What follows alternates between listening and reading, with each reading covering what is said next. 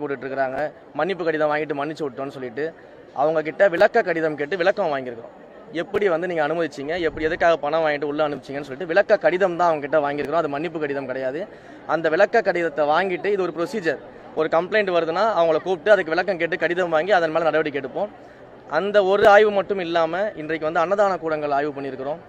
அதே போல் கோயிலினுடைய சொத்துக்கள் பற்றிய ஆய்வுகளை நடத்தியிருக்கிறோம். கோயிலுக்கு வர வேண்டிய வருமானங்கள் எங்கெங்கெல்லாம் தடைப்பட்டிருக்கின்ற அந்த ஆய்வுகளை நடத்தியிருக்கிறோம். கோயிலுக்கு தேவையான அடிப்படை வசதிகள் என்னென்ன இருக்குன்னு சொல்லி ஆய்வுகள் பண்ணிட்டு இருக்கிறோம். கோயிலின் தூய்மையை எப்படி பராமரிக்கிறதுன்னு ஆய்வுகள் பண்ணிட்டு இருக்கிறோம். அதே போல் கோயிலுக்கு வரக்கூடிய பக்தர்கள் எவ்வளவு விரைவாக தரிசனம் பார்த்துட்டு வெளியில் போக முடியும், அதற்கு என்ன மாதிரியான விஷயங்கள்லாம் கொண்டு வர முடியுன்றதுக்கு பற்றி ஆய்வுகள் பண்ணிட்டு இருக்கிறோம்.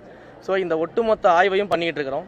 இந்த ஆய்வுகள் அடிப்படையில் இந்த ஆய்வுகளின் முடிவை முழுமையாக பார்த்துட்டு சம்பந்தப்பட்ட உண்மையிலேயே குற்றம் செஞ்சிருக்கக்கூடியவர்கள் யாராக இருந்தாலும் எந்த பாரபட்சமும் இல்லாமல் எந்த தயக்கமும் இல்லாமல் அவங்க மேலே நடவடிக்கை எடுப்போம்.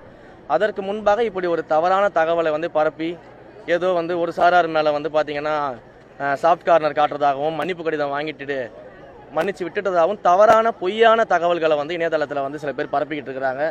அப்படியெல்லாம் எந்த பாரபட்சமும் கிடையாது. யாராக இருந்தாலும் குற்றம் சாட்டப்பட்டவர்கள் மீது நடவடிக்கை எடுக்கப்படும்.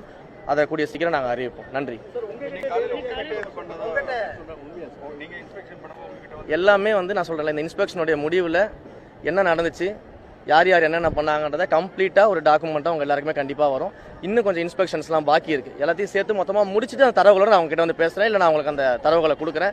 அது வரைக்கும் கொஞ்சம் வெயிட் பண்ணுங்கள். நன்றி. நான் கொடுக்குறேன்.